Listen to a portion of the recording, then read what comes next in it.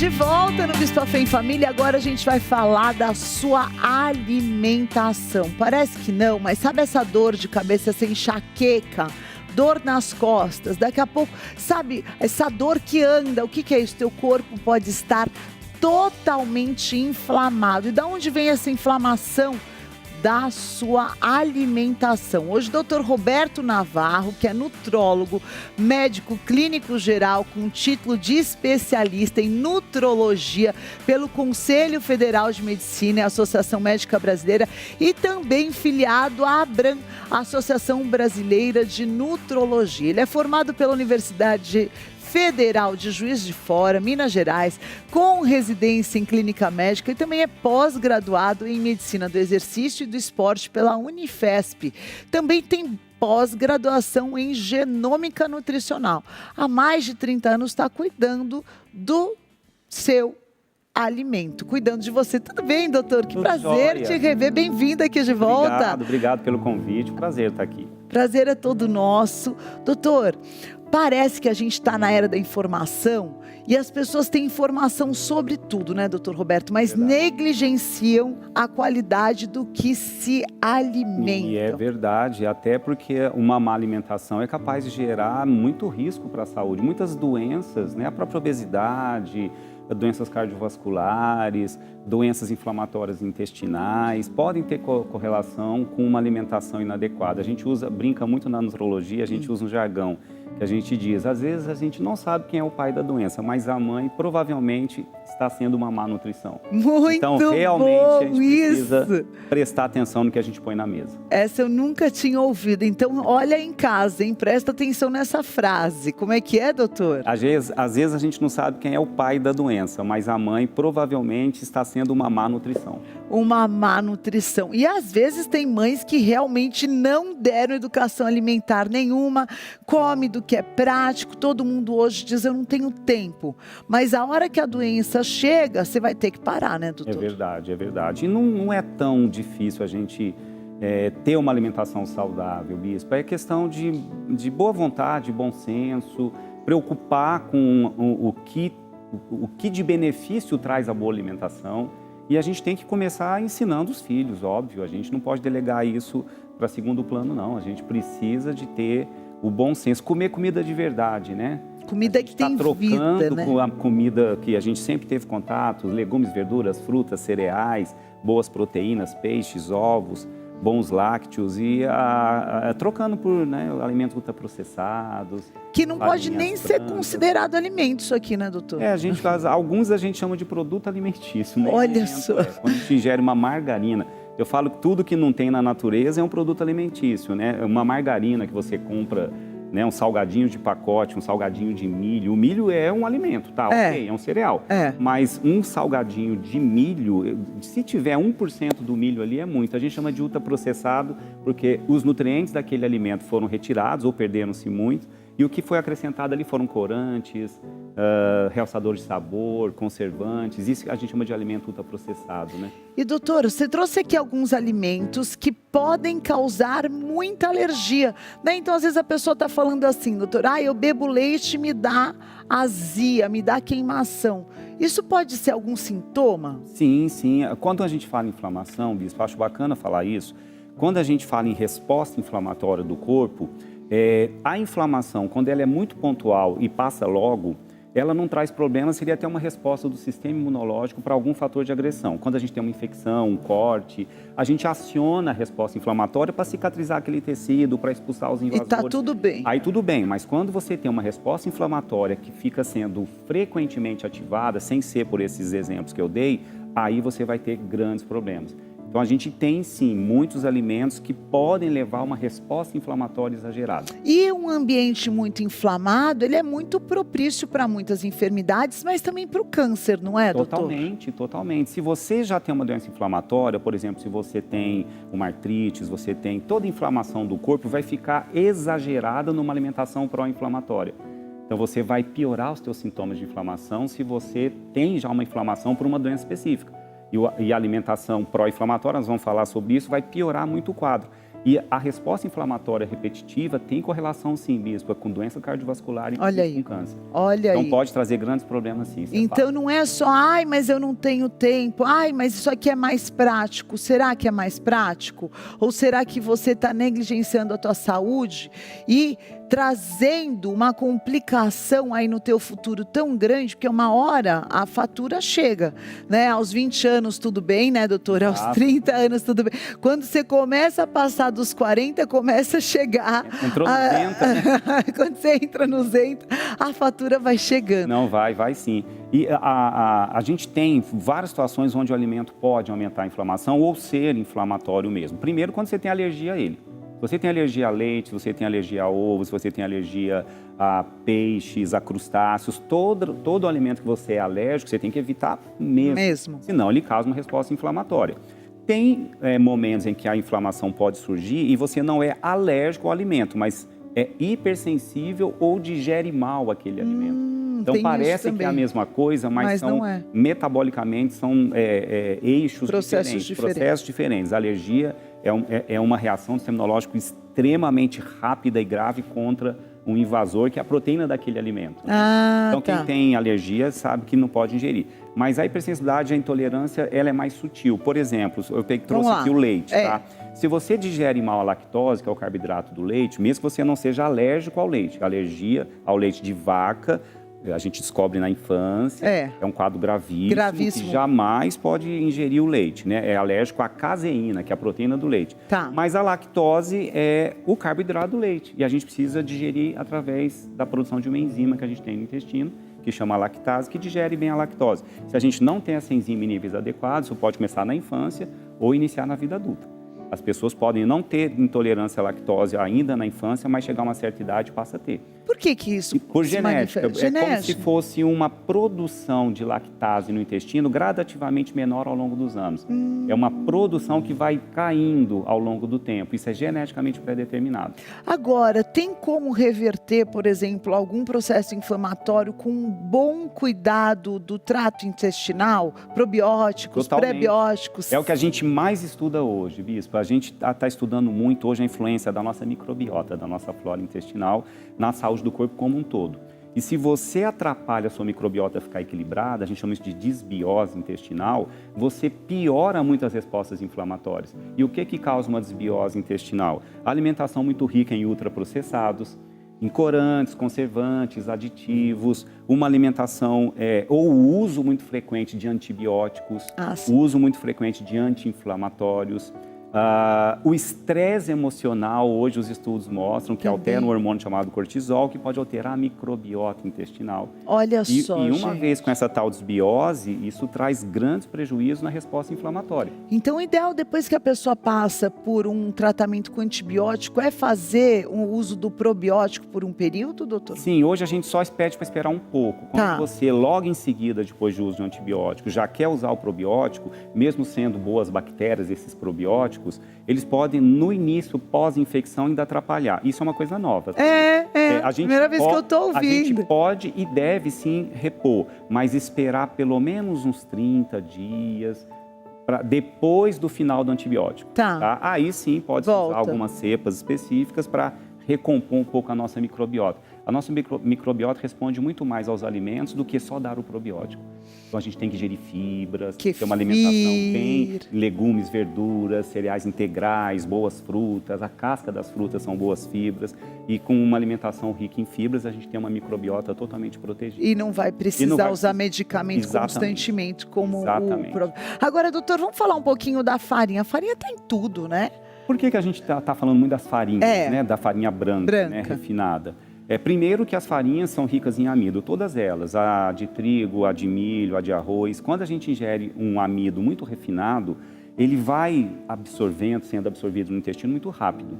E a gente tem um pico de glicose muito rápido. A glicose vem do amido. A gente fala de açúcar no sangue como se fosse só o açúcar, o que gera o açúcar no sangue. Não, a glicose que está no nosso sangue vem dos açúcares também, que nós ingerimos, mas vem também da frutose da fruta, vem também do amido do cereal.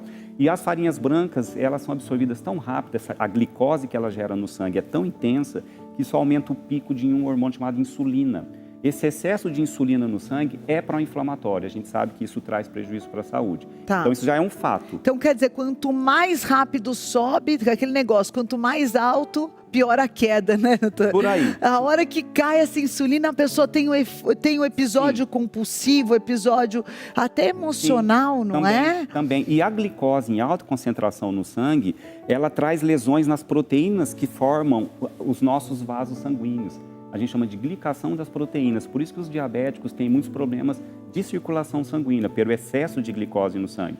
Então, se a gente começa a ingerir alimentos que geram esse pico de glicose, esse outro prejuízo também pode surgir. Nas próprias veias. Nas próprias nas artérias. Artérias, na circulação geral. Isso. Agora, esse salaminho aqui está em toda a escola, doutor Roberto. Viralizou. Todas as marcas agora estão produzindo sabores diferentes. Isso aqui virou uma febre, inclusive nas redes sociais. As crianças levam, já tem uma cara que isso aqui já foi alimento há muito tempo atrás, né? Mas acabamos de abrir o pacote, doutor Roberto trazendo para a gente. O que você fala desses alimentos que a criançada come como lanche escolar? Terrível, terrível. Isso deveria ser até, acho que, proibido. Os embutidos, eles são conservados em nitrito para não apodrecerem. Por isso que eles duram muito tempo fora da refrigeração. E são derivados de alguma carne. Ou carne de porco, ou carne, né, de vaca. Tem vários tipos de embutidos. E os nitritos, que são usados como conservante, eles têm um alto poder de agredir a mucosa intestinal, alterar a microbiota, que a gente acabou de falar, e tem um poder cancerígeno também.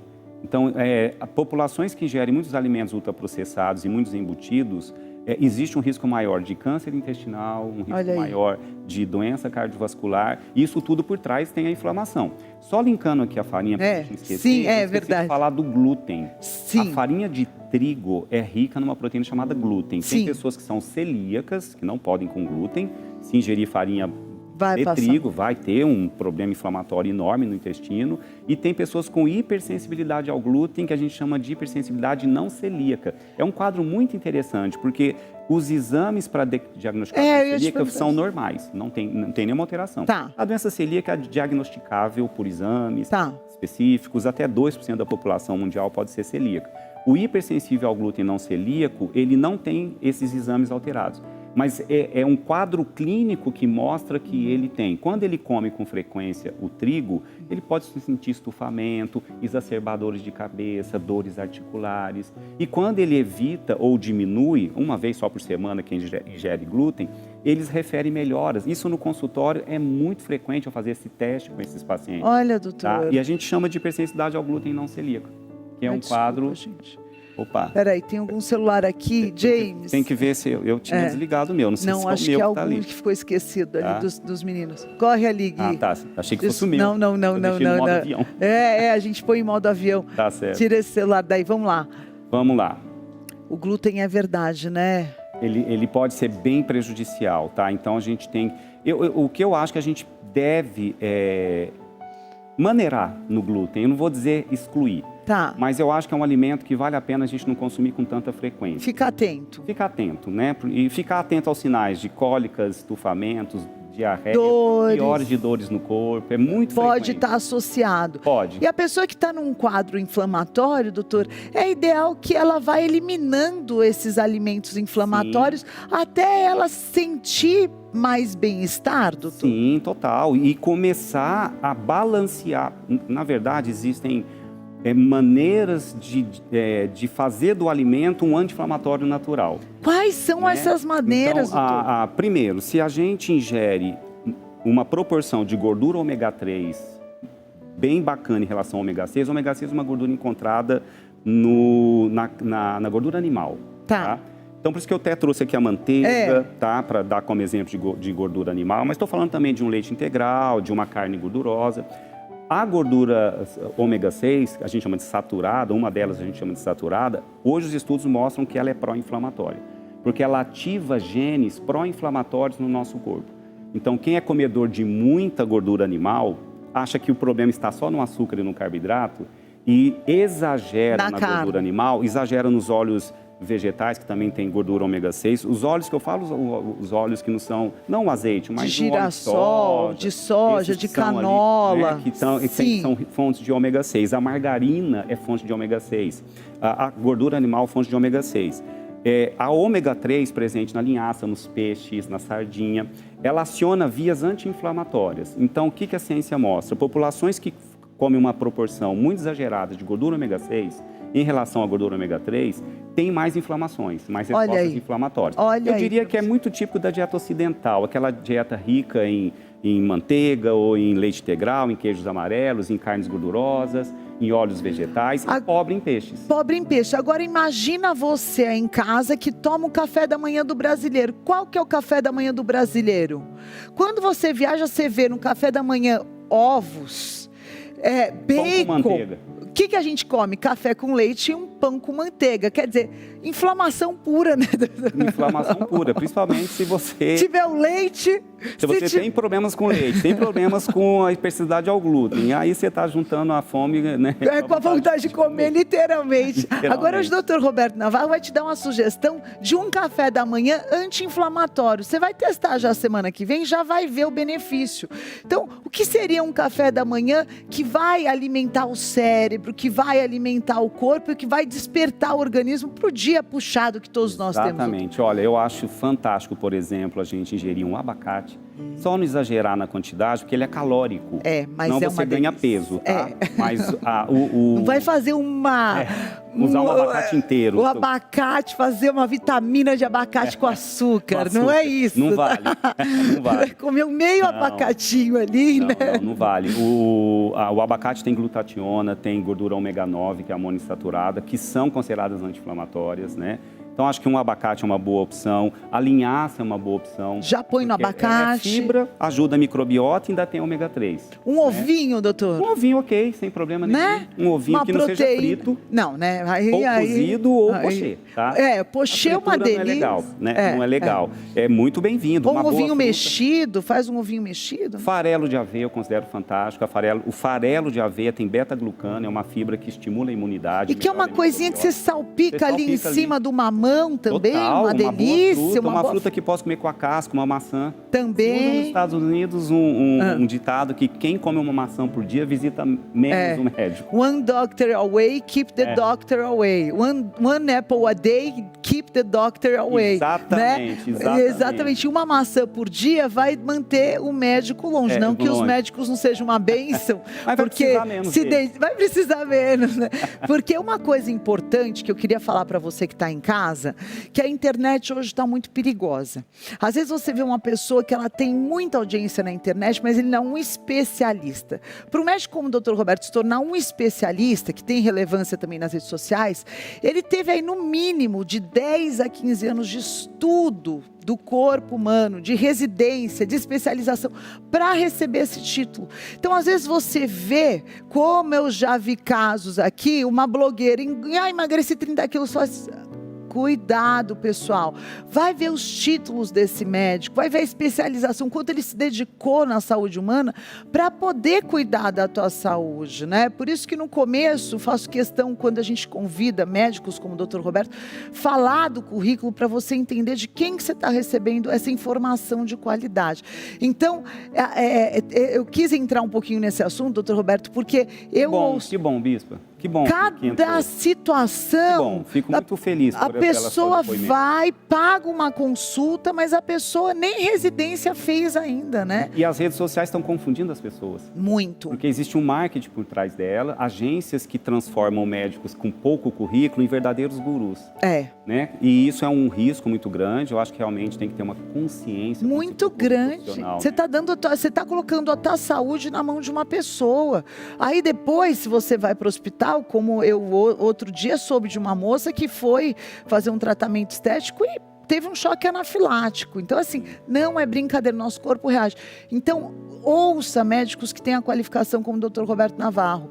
E o café da manhã, ele vai... Por que a gente está te sugerindo? Porque às vezes você está querendo fazer grandes mudanças, né, doutor? Coisas radicais. O corpo gosta de radicalismo, doutor? Zero radicalismo, zero radicalismo. Não precisa de grandes estratégias malucas, não. Quanto mais simples, melhor. coma os alimentos de verdade, evite produtos alimentícios, porque a primeira refeição do dia já te abre para todo dia se você vai ter um metabolismo favorável ou completamente desfavorável. Vai determinar mesmo, doutor? Sim, sem sombra de dúvida. Então a gente sugeriu aqui, o doutor Roberto hoje sugerindo você testar já essa semana, hein? Uma boa fruta de qualidade, ou um mamão, ou um abacate, as sementes boas, né? Sementes boas, são excelentes alimentos. Vai uma farinha de aveia. Um farelo de aveia é melhor ainda, porque tem mais fibra. É. O farelo de aveia. E ele é super fácil de alimentar. Sim, não sabia que o farelo tem mais fibra ainda. Porque a aveia, ela é um cereal que tem uma capinha por fora que é rica em fibra, é o invólucro dela, e dentro o amido. Então, o amido faz parte de todas as farinhas. Então, se eu falar para ingerir uma farinha de aveia refinada, não acho tão legal em relação ao farelo. Que ali tem pouco amido e mais fibra. Que legal. Eu faço isso todo dia, ingiro meu farelo de aveia diariamente no meu café. Excelente, eu vou acrescentar no meu dica do Dr. Roberto aqui no seu... Que mais que a gente pode trazer para esse café da manhã, doutor? Olha, eu acho que a gente tem que, primeiro, se você faz muito exercício, vamos pegar as pessoas que têm um trabalho muito braçal, ou quem se exercita mesmo. Um pré-treino, Então, eu acho legal um bom cereal, como o inhame, né? Eu acho muito interessante. É bom. Né? Uma batata doce. Tá? É que a gente está acostumado com o tal do pão com café. É uma coisa do brasileiro. E na clínica, quando eu sugiro, eu tenho minhas nutricionistas lá que seguem toda a alimentação. E elas falam, e eu vejo também, conversando com pacientes, a dificuldade de mudar. O pãozinho. Mas olha, se for comer um pão, que coma um pão de boa qualidade. Tá aí um pão de centeio? Um pão de centeio, um pão rico em fibra. Um pão, hoje você tem opções de pães que são acrescentados de sementes. Pão já nas padarias tem. Já vi pão com quinoa, já vi pão com semente de girassol. Tira o miolo, Tira o miolo. Doutor? Já fica só aquela casquinha, já fica mais fácil para o teu organismo. Que seja um pão de qualidade melhor. Isso já é uma mudança. Já é uma mudança. Ao invés daquele refinado, o pãozinho de forma tradicional, rico. Inclusive, se usa açúcar na fórmula.